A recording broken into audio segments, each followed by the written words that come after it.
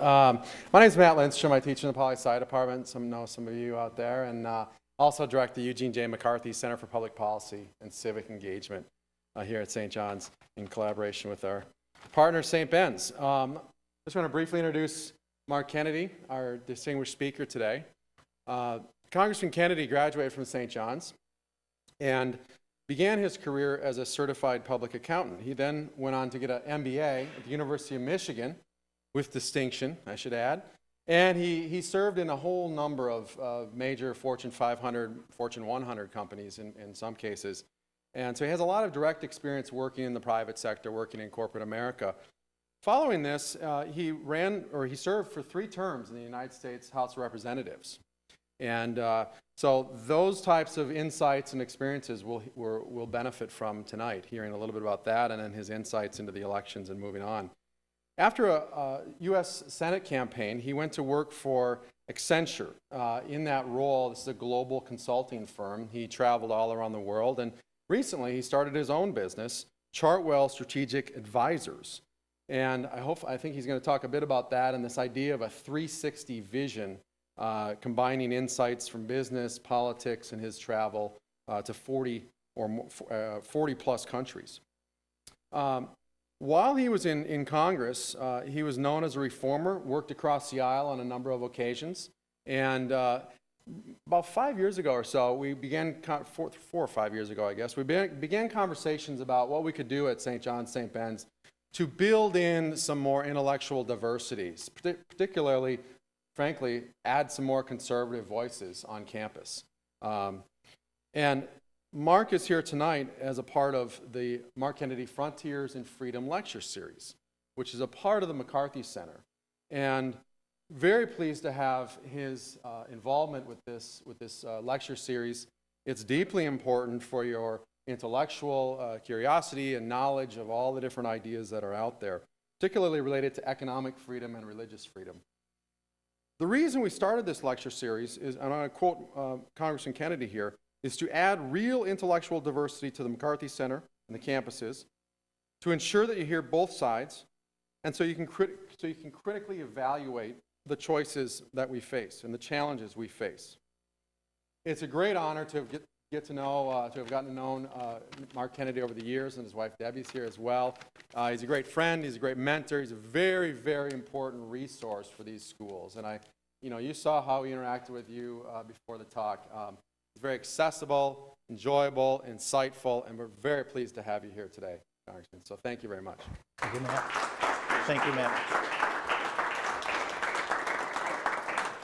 Thank you. It is good to be back at St. John's, and as Matt says, not only am I an alum, a first-generation college grad, but I have 3 brothers and 3 sisters and 3 sister-in-laws and many others, including a couple here at St. John's, St. Ben's. So we're very attached to the university. Congratulations on making a wise choice in being here. We've got a lot to talk about, but I want to get a couple of key ideas in your mind that are important for whether or not you and your generation are going to enjoy the same kind of American dream that my generation had. Whether you are going to be able to enjoy a better life than your parents is really in question in a lot of people's minds right now. And I'm going to tell you that the 2 things you need to know in order to be able to make sure that happens is purple and people power. So we're going to talk about purple and people power, and then we'll come back to whatever questions you might have. Now, I know what you're thinking. You're thinking to yourself, purple, this guy must be talking about the Vikings. And I'll tell you, yes, I am a big Viking fan, but have you seen the way they've been playing recently? And why would you take an example a team that's lost 4 Super Bowls? So no, we're not talking about the Vikings. We're not talking about the gridiron. We're talking about gridlock. And if you'll look at the gridlock we've had in Washington today, it's endemic too often in democracies, where you have the conservative red-blue and the conservative red with the liberal blue just pounding it out at the 50-yard line and not getting anything done. If you'll go back to your kindergarten days, you'll remember that purple is the color you get when you mix red and blue together. And that's what we're talking about, getting enough agreement such that we can solve the big challenges that we face. America desperately wants purple. They thought they were getting purple with Obama. You know, we're not red states and blue states, we're the United States. But in the end, America had been fooled because Obama is not just purple, he's deep purple. And the only thing purple, frankly, about Obama has been the opposition to his initiatives. All the reds and a good share of the blues opposing a stimulus bill that did not stimulate and healthcare reform that did not reform. So we as conservatives have been focused on trying to stop bad blue ideas for the last couple of years. But we need to move beyond that and have a positive agenda that'll get something done. And I'm telling you that the only thing that sort of glues together a conservative coalition big enough to govern is fiscal discipline. And the big challenge for conservatives will be how we can address the wants and needs of Americans and at the same time figure out a way to bring down this deficit and the debt that we face. Because frankly, that's going to be difficult. We face a tidal wave of entitlements, of health care and retirement security that's going to wash us over. And we need to do a little bit more of jumping across the pool. And if we can't get across just a little stream like that, we're not going to be able to keep that avalanche of water from drowning us. Just because Greece was the first democracy doesn't mean we in America need to follow them into bankruptcy. And drowning, if you think of your parents, how many of you have had your parents that have put a hand over your shoulder and given you some advice about how you should live now that you're leaving the home, about balancing your checkbook, not overdrawing, not spending more than you can make, and not spending more than you have in your checkbook? All those pieces of advice your parents gave you, they're not listening to. Because they're frankly on champagne and caviar and steaks and sending you the bill. And that's really what's going on right now. They're not listening to one of our founding fathers, Thomas Jefferson, who said, "It is incumbent on every generation to pay its own debt as it goes." They and our generation have not only spent your money, but they're spending your kids' money as well. And this is resulting in you drowning in debt. And drowning you and your generation in debt is not consistent with American values. It's going to limit the kind of future your generation and our generation is going to have. And if we go too far, it's going to limit the ability for America to provide the kind of leadership that the world has so desperately needed in the past and will need in the future. So the message that you need to bring home is tell your parents, stop mortgaging my future. That has got to be your focus. You know, otherwise you're just going to have to buy timberlands because you're not ever going to be able to retire. I guess that's the solution. But if you look at it, in New York, this says that the family share of debt is $115,000, but in reality it's worse than that. Because if you look at the unfunded liability for Medicare, Medicaid, and Social Security, the average debt per individual today is $200,000. And it's on autopilot. So if we don't change it and let it keep going, it'll be about $400,000 within the next decade or two. And if you combine that to an average family of four, that's about $1.5 million that the government has seen fit to borrow on your behalf per family. Now, what could your family buy with $1.5 million? Pretty nice home, or you could buy a BMW nearly every week for the next year. Or you could buy an iPad every 3 hours for the next year. Or every couple of minutes you could buy a pint of Haagen-Dazs for the next year. That would be a lot of flavors of Haagen-Dazs, more flavors than I can imagine. But if I were starting to imagine flavors of Haagen-Dazs, I'm not sure green tea would be one of them. And if you look at that, this is what we need to address. The debt that's on autopilot means it's going to go on unless we do something about it. Unless we figure out a way that we can get past the gridlock to get enough agreement between red and blue to frankly put you and your generation in the pilot seat so that you can steer the country towards a better future. So I'm going to help you figure out how do you find that path to what I call purple people power. And we're going to go through a few steps, and in the end, hopefully I'm going to have the solution that you can paint a brighter future for you and your generations than I've painted for you right now. First is wide angle is required to see purple. You know, if you think about it, if you're only seeing red and you're only seeing blue, you're not going to see purple. So you need to have more than just the details. Details are important, and I like to take a lot of pictures, and anytime you see something with a label from where it's from is a picture I've taken. But sometimes when you're too detailed, you miss the big picture. Let me just give you an example. How many of you have seen this movie here? We have a few that's seen the movie. Is there we have any conservatives here in the audience or not?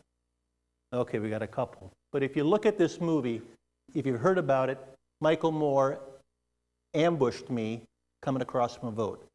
So if you go onto the website of Fahrenheit 9/11 and click on trailer, this is what you'll see. So not only was I in this movie that was a big hit back in the last presidential election before Obama, but I was in the trailer and in the front cover of the trailer. And does anybody know what Michael Moore asked me in the movie?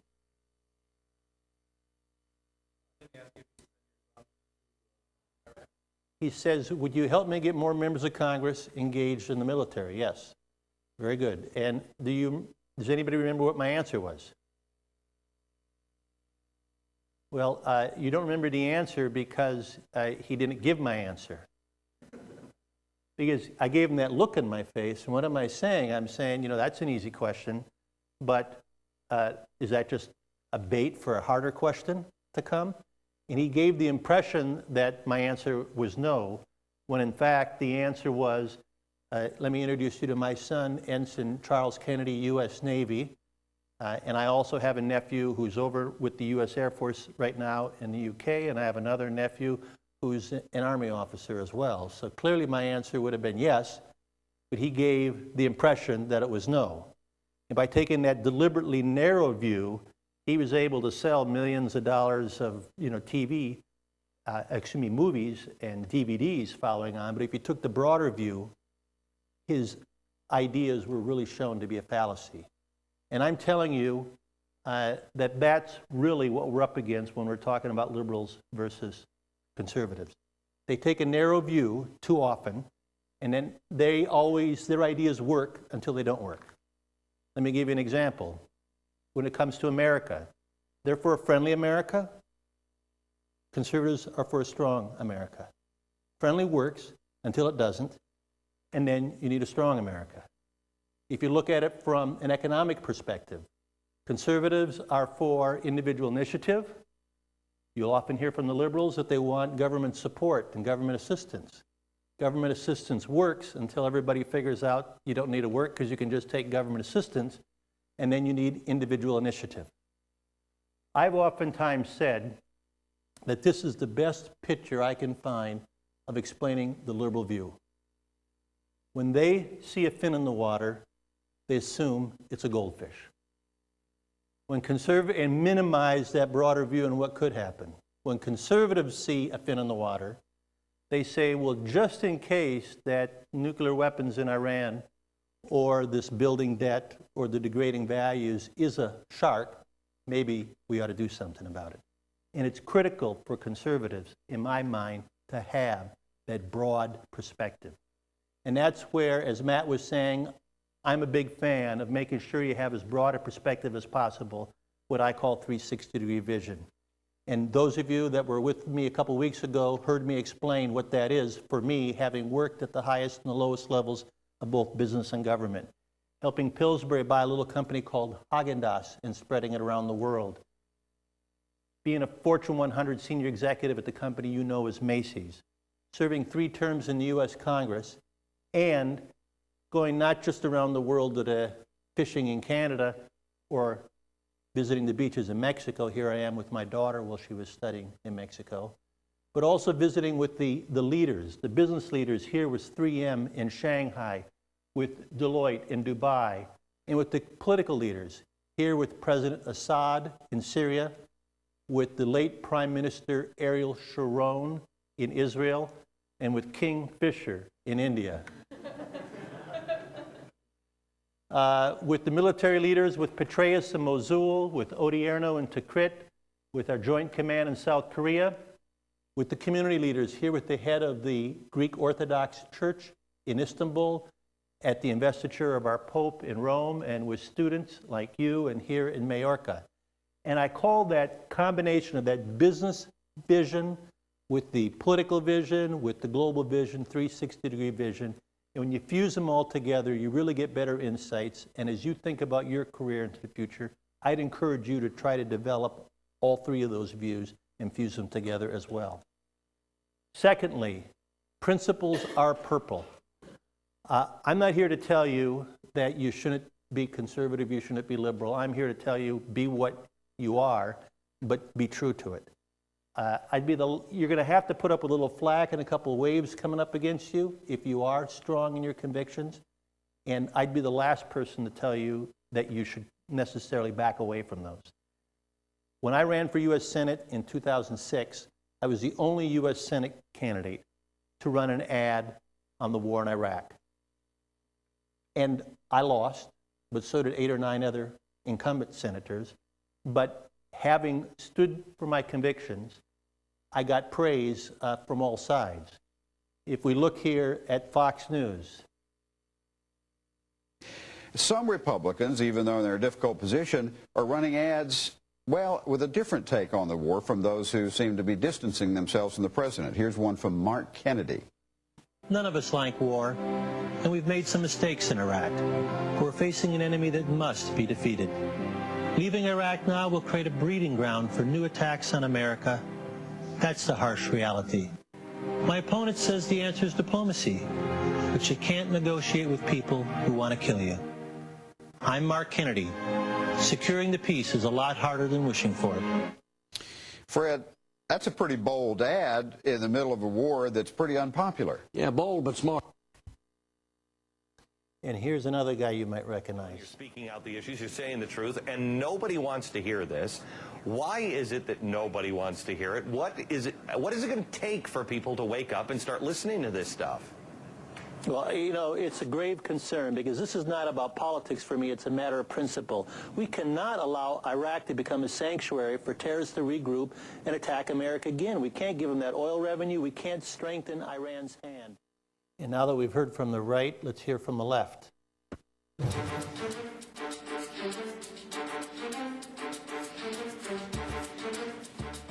As we said at the top of the hour, the war in Iraq is changing the sound of this election, from what voters are telling pollsters to what the president and candidates are saying, and in many cases, not saying. The campaign ad we're about to show you is turning a lot of heads. In it, Senate candidate Mark Kennedy, a Republican, doesn't ignore the elephant in the room. To the contrary, he looks it straight in the eye. So if you get purple praise from all sides of the political spectrum, having Glenn Beck say, I can count them on one hand, the people who are brave enough to say, here's what's coming, guys. Called Bold and Smart by Fred Barnes on Fox, and Kennedy doesn't ignore the elephant in the room. He looks it straight in the eye from CNN. So I'm not here to tell you to not stand for your convictions. I'm telling you to do that. But my next point is that this red versus blue is causing a lot of purple pain. And what I mean by that? This is actually one of my constituents. The artist formerly known as Prince, you might know, has his Paisley Park in Chanhassen, Minnesota, which was in my first congressional district. And his most famous song was Purple Rain. And we're not here to talk about purple rain, but we're going to be facing a lot of purple pain, you know, kind of what we call a Jared Allen tackle, if we don't solve this debt issue. Now, I know this is a shocker. We have somebody here from Wisconsin, but, you know, the biggest competition is not necessarily between the Vikings and Packers, although that's important. The biggest competition, frankly, is between those who believe in an authoritarian approach towards government and those who believe in a bottoms-up, democratic, individualist control of government. And here we have Ambassador LeBron administering some diplomacy to the Chinese during the Olympics. But the battle is not, and the venue is not necessarily on the basketball court. The venue is in public opinion. And when I grew up, America was the place everybody tried to emulate. And after the wall came down in Berlin, everybody tried to flock to our democratic approach, to our capitalist approach. But if you look at today, a recent poll done by Pew Charitable Trust said that majorities or pluralities in most countries are uncomfortable with the American approach towards democracy. And that's not good for America, that's not good for them, that's not good for the world. And why is that? And let me just give you some examples to give you a view as to why people are thinking that. This is going to be pulling in, again, a political and a global view by telling you in Shanghai, this is what Shanghai looked like in 1990. It was soybean fields. And then the Chinese government said, we're going to build a Manhattan here. And by 1997, that's what it looked like, and that's one of the more recent pictures I've taken. They basically built a Manhattan in a decade. Then you look at the comparison to see what kind of lessons we can learn from America, and you go over to India. And you go to India, and you have to be bullish to really believe that democratic India can keep up with authoritarian China. I was talking to an American investment banker over in China, and he says, you know, America or India could have never built that Pudong region in a decade like China did. And it's, you know, we believe in freedom of religion. If India wants to let the cows go wherever, they ought to be able to do that. But I'm telling you, the cows have the same kind of problem that the Indian democracy has, not being able to reach any kind of conclusion. Some of them think that they ought to focus on sweets and go to Agarwal Sweets.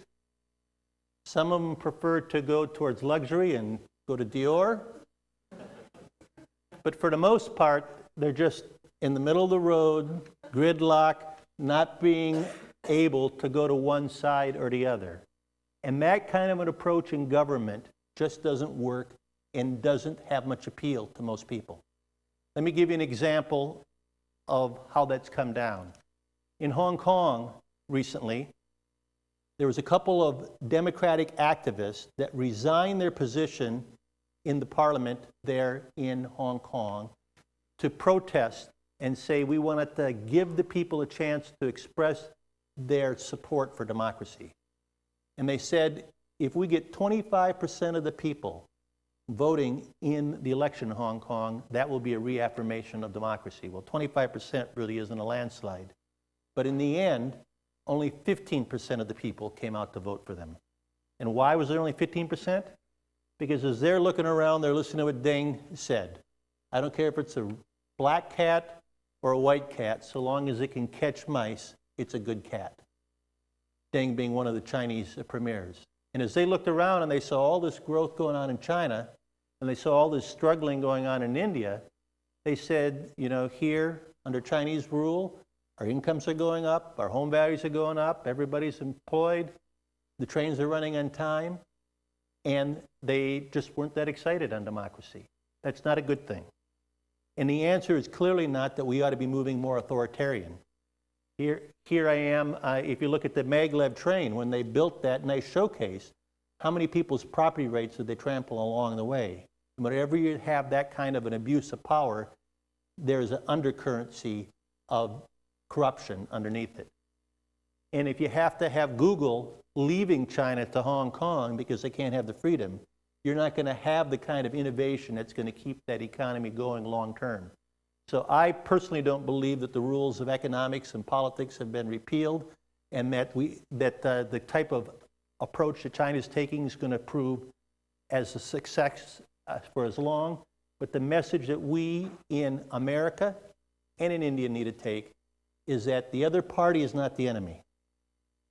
The enemy is whatever are the obstacles that are in the way of us reaching some kind of an agreement to get the big decisions done so that we can maintain the competitiveness in the global economy. That is the big challenge facing democracies, and that's what's hurting our image right now.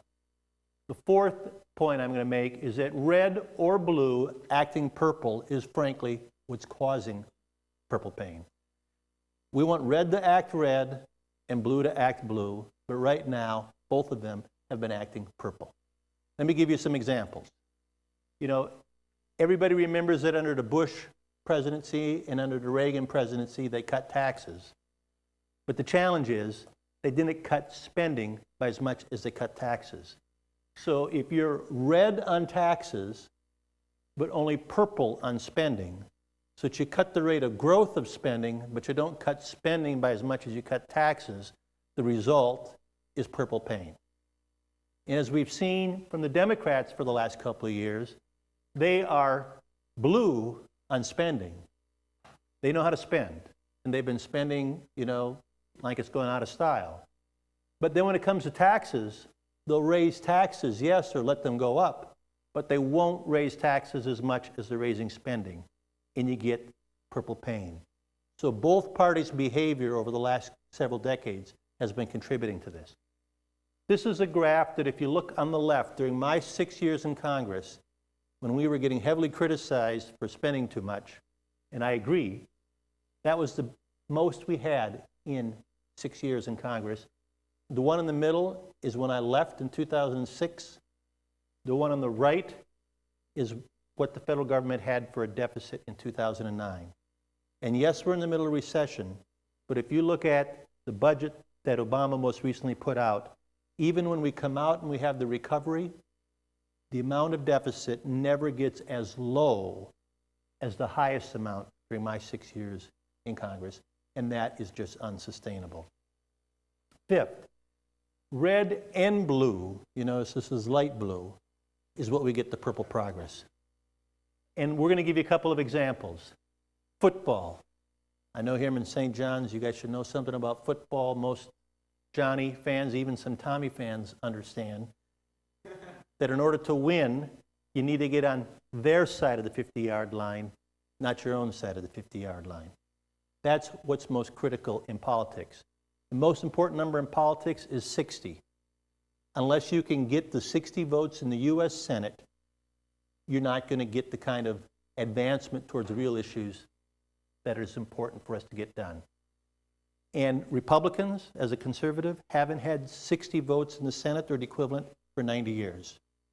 As a businessman, I just as soon make progress more than once every 90 years. So that means we need to figure out a way to get at least some of those Democrats in the middle to agree with us if we're going to get the kind of progress to break through this gridlock and to get the big issues done. If you put the ball in your own end zone, that's a safety. That's points for the other side. And frankly, that's what the Democrats did on health care and stimulus and so many other things. And what happened November 2nd? They paid that penalty. The challenge is, if Republicans get back in and do the same thing and down the ball on their own side, a few years later, they're going to face the same penalty from the electorate. So the focus has to be on moving that ball to the other team's 40-yard line. The good news is that in politics, the end zone begins at the 40-yard line. You don't have to get it all the way in the end zone, and as a conservative, get Nancy Pelosi to agree with you. But you do have to make sure you have enough that you can get it to the 40-yard line. And that requires reaching across the aisle and trying to find a way to agree. During my time in Congress, I always tried to get to know every Democrat, and I took the approach that we may disagree on 99 out of 100 issues, but we could work together on that one issue. And that's where I partnered with 20 different Democrats to lead bills. Over half the Democrats in Congress supported one of my bills. And one of the Democrats I partnered with was my colleague then, Obama's former chief of staff, Rahm Emanuel. So you have to look for those items. You don't have to agree with them on everything, but you have to find where you can agree with them on. So that is what I mean by purple. We've got to get the 60 votes in the Senate. If you're not talking about an issue and about a way that can get you 60 votes in the Senate, you're just talking. And if you're going to have the kind of future you want to have, we need to do more than talk. Now, what's people power? Everybody understand what purple is? What's people power? Well, people power better be powerful because we're up against a real tough competitor. Because as George Bernard Shaw said, a government which robs Peter to pay Paul can always depend on the support of Paul. That is what the conservative ideology is up against. And when you have less than half of Americans paying taxes, this is a pretty compelling message. And so they're going to give you more, and how are they going to pay for it? They're just going to pickpocket Peter. which isn't a very pleasant thing if you're Peter. So we're up against this message of, even the Swiss are getting it. Yes, you can. Do you want free health care? Yes, we can. Well, the problem with America isn't the yes, we can. We need to have people to say, no, you can't. We actually have to find a way to pay for that. And that's a pretty tough thing. So it has to be a very attractive message. So what is this people power all about? Now, I know some of you are saying, well, you actually look old enough that you could have been there at Woodstock back in the 60s. Thanks a lot. Actually, I was only 12 back in Woodstock. But I was part of the 70s, so we understood that, if you engage in free love, sometimes you get some things that stick with you for a lifetime that you and your family are just going to have to put up with. And frankly, the message is very similar for America. If America continues to give away more free love than we can afford to give, we're going to be suffering for lifetimes as well. I'm talking about not, no choices but no consequences. I'm talking about that powerful choices with consequences. And every parent understands that if they don't instill that in their children at a very young age, they're going to be facing lots of challenges going on. And if we in America don't have the electorate understanding that there has to be choices with consequences, and if you make bad choices, there's going to be consequences to it, America's going to be suffering for some time.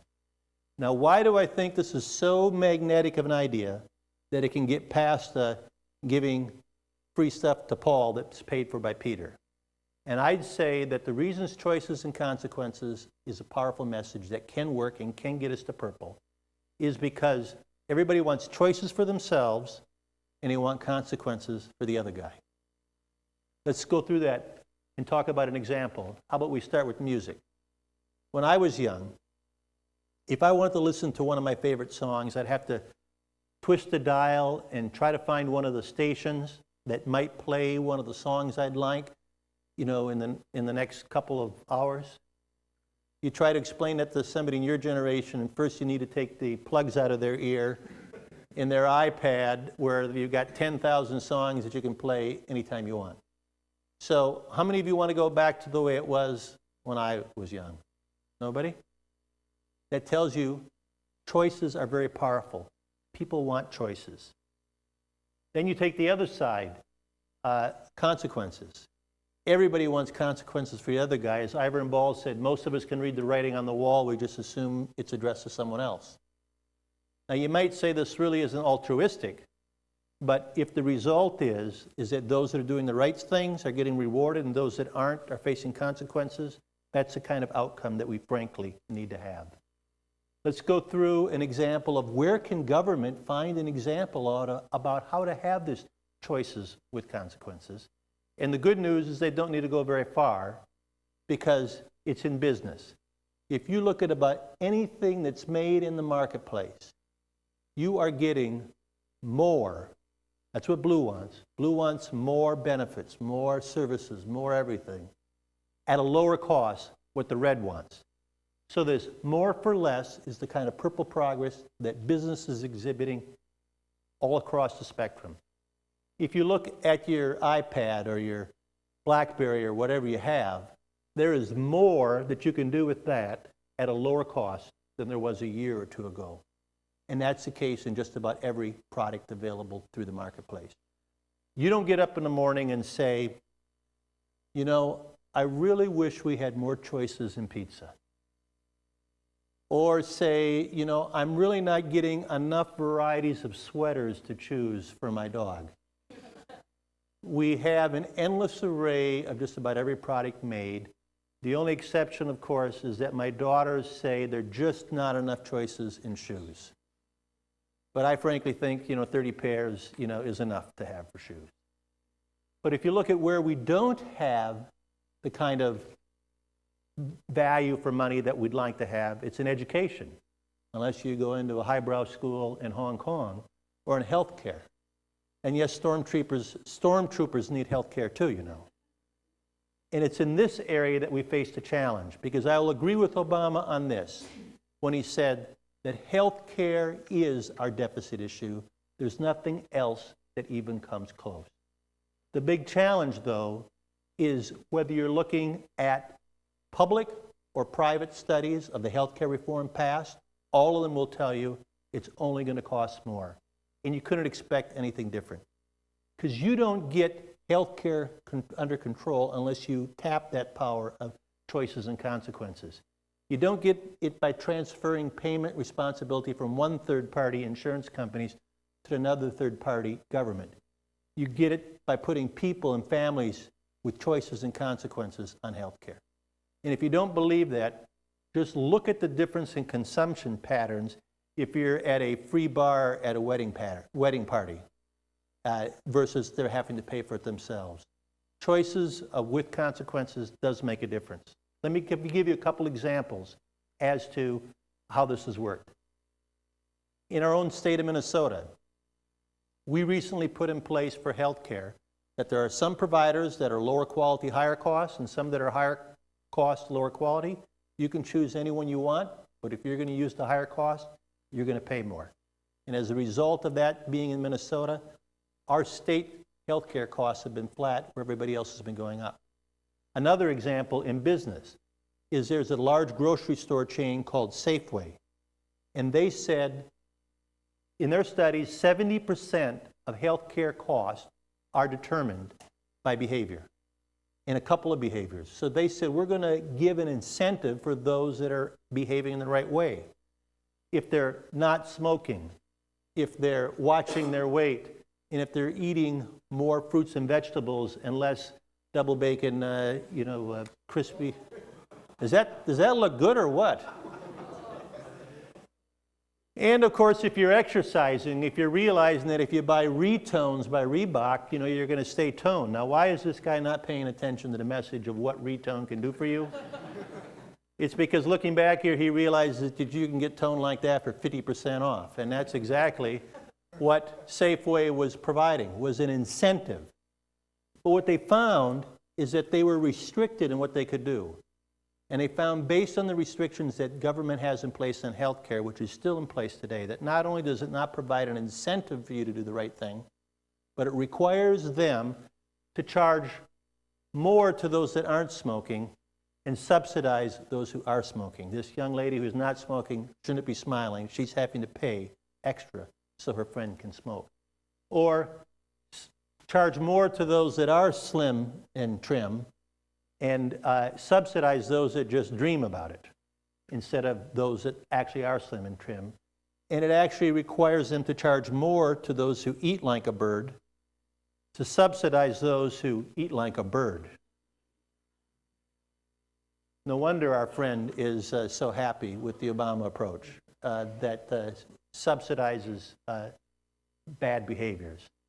So what we need to do is we need to realize that if we actually embrace these choices with consequences, that could be the number one thing that could start bringing healthcare costs down, which is the number one thing that could start erasing the debt, which is the number one thing that's going to prevent you from having the kind of future you want to have. We have to go back to that ding saying, we don't care if it's a white cat or a black cat so long as it can catch mice. And choices with consequences throughout business and every other category has shown that it can give you better benefits at a lower cost, and we need to find a way to put that into our services that are provided by governments. So you say, as you can see, there's been a purple thread going through all of this, and you might say this all sounds kind of new to me. But I'm telling you that America was founded on purple. And let me give you an example.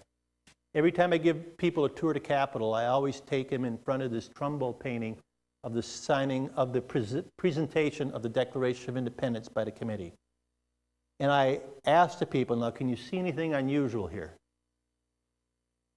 Anybody know what it is? If you look close in the picture, you see that Jefferson is reaching over and stepping on Adams' toe. And why is that the case? Is it because Adams and Jefferson started our two-party system? And they were bitter enemies. They fought against each other all the time. Jefferson funded scurrilous pamphlets to be spread against Adams during his campaign for president. But in the end, even though they disagreed with each other, they figured out a way to initiate purple people power. If you look at it, they gave you life, liberty, and the pursuit, the opportunity for happiness, not a guarantee of happiness, which is basically what choices and consequences is. And we need to figure out a way, despite all of our agreements, to do those same types of things. We need to follow what Pepsi has to say. Not just vote today, but choices and consequences is giving individuals those ability to vote each and every day. If you want to smoke, that's fine. There's consequences for it. If you want to not pay attention to what you're eating and let your cholesterol go through the roof without controlling it, that's fine. It's going to cost you more. We need to have that kind of thing to get healthcare costs under control. And we need to do what another Irishman who loves purple, said when he said, the world wants to believe in America again because the world needs to believe in America again. We need your idea at a time when the rest of the world is running out of them. We need to embrace the same kind of purple people power that they did with our Declaration of Independence to give the world the example of how it can be done. That's the challenge for your generation. That will be the pivotal challenge that determines the life you have. I very much encourage you to embrace purple people power. Thank you.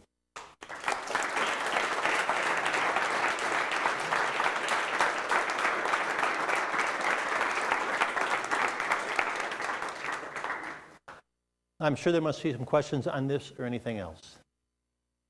All right, I've got a mic here, so I'm just going to start off with the first question, then I'll go around here. Just raise your hand. My first question for you, Mr. Kennedy. I just wanted to get a general idea on your thoughts on the Tea Party here, and specifically, how do their sentiments contribute to the future of our political agenda and our country? Let's go back to our presentation. What yard line is the Tea Party on? Are they on our 40-yard line as conservatives, or are they playing on the liberals' 40-yard line? Anything that plays on our 40-yard line only and doesn't get across the 50-yard line is highly detrimental to our country and to your future. It's fun, it's great, we can rah-rah, shish kebab, but in the end, we're not going to get anything done unless we get to their other 40-yard line. So that would be my answer to you on a Tea Party. If it doesn't get you to their 40-yard line, it's a detriment and something we're going to have to get past, as opposed to that will get us there. Other questions? And that's, I only had an 84% conservative voting record during 6 years in Congress, so there are 16% of the people more conservative than me. But I am telling you, each and every person that comes here and talks to you about something politically, whether they're liberal or conservative, if they're not getting to the other team's 40-yard line, you are going to have less of a future than I had. Next question.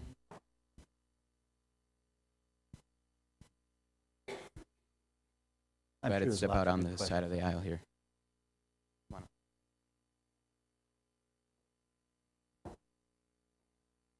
Mr. Kennedy, thanks for your presentation, first of all. As Obama now in South Korea attending the G20 summit, and the Federal Reserve recently just passed the bill to purchase the 600 billion securities. U.S. is now trying to, U.S. as your last point states, America really is trying to exemplify to the world how the economy should be recovered in the future. But on the other hand, America now is facing a lot of complaints from Germans, from China's about this passing bill from of Federal Reserve. How do you see this complaint from other, not only emerging markets countries, but also some Western Europe countries? Well, you know, what's the next 2 years going to be like? Let me come back to your what they call QE2, quantitative easing 2, because that's a very important issue, and you ought to try to understand it. But let me come at it from a bigger perspective, because the real question right now is anything going to happen? Did anybody hear a message coming out of this election? You know, is Obama going to be a Clinton? Is the number one question you get. Is he going to move to the middle, figure out a way to work with the Republicans, or are they just going to get nothing done for the next couple of years? And this is going to come back to QE2 in just a second. Because if you look at it, I was to 19 countries during the election, many of them several times, to London 4 times. And I was in this room full of retailers in London. And just, you know, the world thinks differently around the world than we do. Frankly, I say America's in the center. Because we had about half the people that originally liked Obama, half the people that didn't. You go to Asia and you'd have a hard time finding anybody in China that thought he was a credible candidate. And Middle East would even be worse. And then you go to Europe and you could have a hard time finding anybody that didn't love him. And I was with retailers, and in America, the most conservative segment of America is retailers. And why? Because every silly idea that some political science guy comes up with that they ought to pass for a regulation, they need to figure out a way to get some entry-level person in the back of the store to comply with it or face the consequences. So I'm with retailers in London, and they were all, I felt like I was in a firing squad with rattling guns. All of them were big-time Obama. And they couldn't care less, this was during the primary for president, they couldn't care less who my preference was for Republican. They wanted to know who I was for in the Democrat primary for president. And so I said, well, for my country's sake, I'd pick Hillary. I think Hillary would be a more responsible president. And they didn't like that answer, because they were all for Obama. I says, well, selfishly, this is in the spring of 2000, spring of 2008, I said, selfishly, I'd prefer Obama, because no one is going to turn this country to a conservative nation quicker than an Obama presidency. And they didn't like that answer, of course. So I explained to him, I says, why that is. I says, because if he was an FDR liberal, running as an FDR liberal, he'd have staying power. If he was a Bill Clinton centrist, running as a Bill Clinton centrist, he would have staying power. But he was an FDR liberal, running as a neither red state nor blue state, United States. He was running as a Clinton moderate, and he wasn't. And when you're not who you say you are, people are going to sooner or later find that out, as they did, and react negatively against that. So the big lesson for Obama coming out of this election is stop being somebody you're not.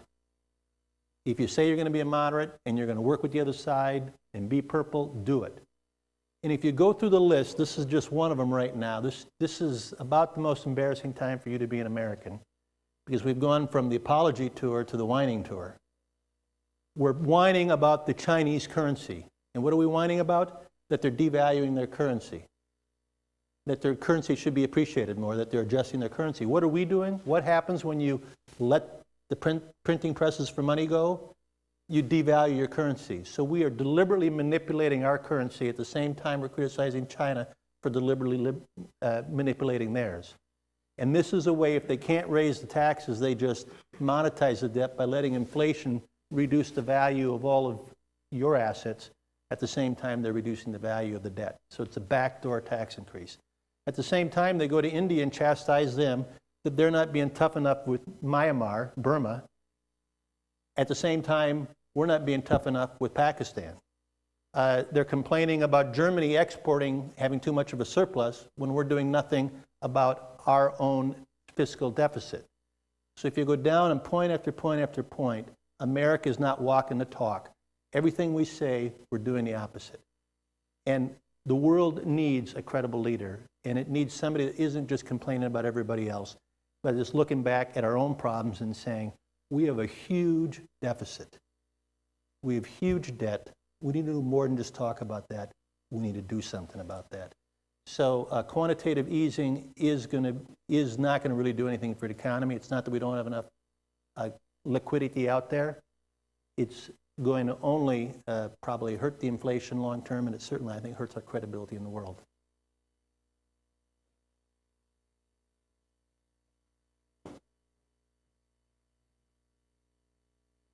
So just in case you hadn't figured it out, I am a conservative, so I'm not trying to pretend being something I'm not. What's one of the best ways to combat authoritarianism? In your example, you'd spoken about China. In that example, as we as Americans, should we show the Chinese how powerful being purple in a democracy can be? That would be a great way of doing it. If we can figure out a way to come together. You have to figure out ways to come together, and there's a number of things underlying this bitter division that we need to try to figure out some ways to solve. 2 or 3 of those one of those is redistricting. Not in Minnesota, but most states around the world, when they get to redistricting, the Democrats and the Republicans get together and they carve up the state and they have safe Democrat seats and safe Republican seats. So they're only worried about a primary back home, not about a general. The more congressional elections where the general election is the key as opposed to the primary, the more likely we're going to be able to get purple. Another thing you need is people that are deal makers. You guys may not like deals, but you need to make deals. And you might know that Ted Kennedy and I agree on just about nothing, but I can say positive about Ted Kennedy is he was a deal maker. And the definition of a deal maker that you critically need to get to purple is somebody who's unquestioned in their own half of the world, and so that they can reach out across the aisle and figure out a way that we can move the ball down to court. And so when Ted Kennedy and Bush came together on health care, those are the types of examples you need. And frankly, right now, I'm not sure we have those kind of deal makers. So the best thing we can do is show them how we can come together for the greater good and get done what needs to get done. And in my mind, the most important thing that we need to do is on getting our fiscal house in order. Other questions? There's got to be more questions than that out there. Have I got you? Go ahead.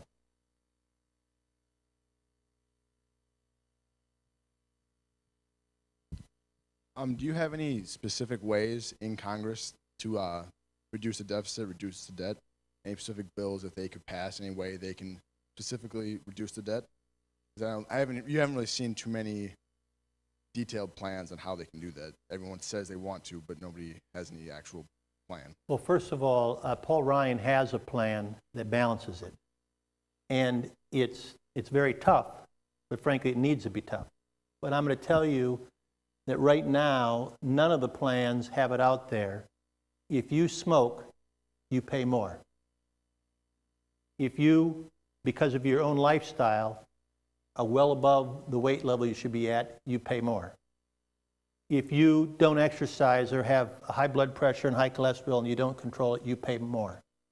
And until you get that kind of choices with consequences in healthcare, nothing is going to control it. That's the only thing that can really bring this together. Because if you look at all the numbers, there's nothing else in the budget that really matters other than healthcare. And do you want to not give people healthcare? Of course you want to give them healthcare. But that means you need to make sure that there's incentives in the system, that they're using it wisely, and that they're encouraged to have the right kind of healthy behaviors. If you look at who are the most obese, the highest level smokers, it's those that are basically on government health care.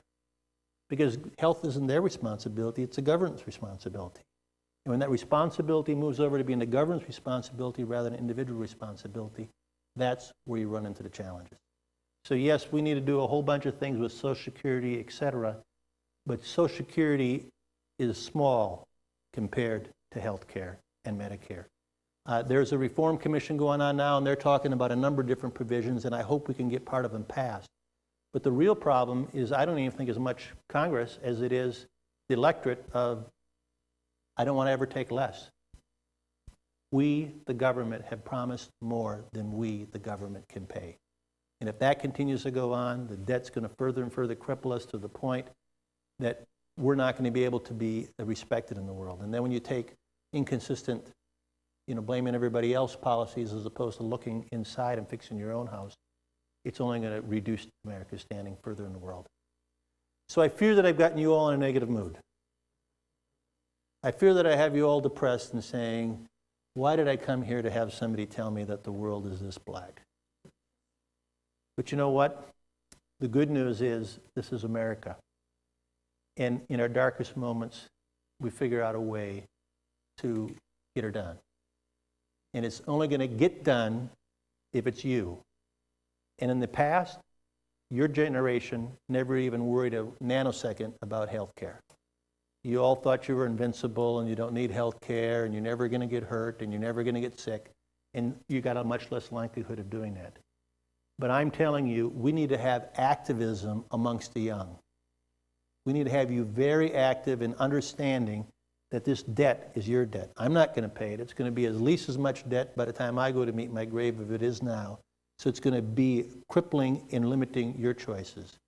So you all need to be very, very engaged and focused. Each and every political speaker that you see. Is this guy getting me to the other guy's 40-yard line? Or is this guy just making me feel good and talking about what I want to be hearing? Is this person going to help really reduce the cost of government? Or is he just promising more that can't be delivered? And that's the key message I want to leave with you now. In the end, a decade or two from now, after you guys have all solved it, because you're all going to come out of here and be activists moving forward, you're going to say, well, I appreciate him coming here and maybe leaving me in less of an upbeat mood than I otherwise would have liked to have been. So go out there, get it done. Just, pretend that we can let the Tommies win one every 13, 14 years, so long as we get the deficit solved. Thank you.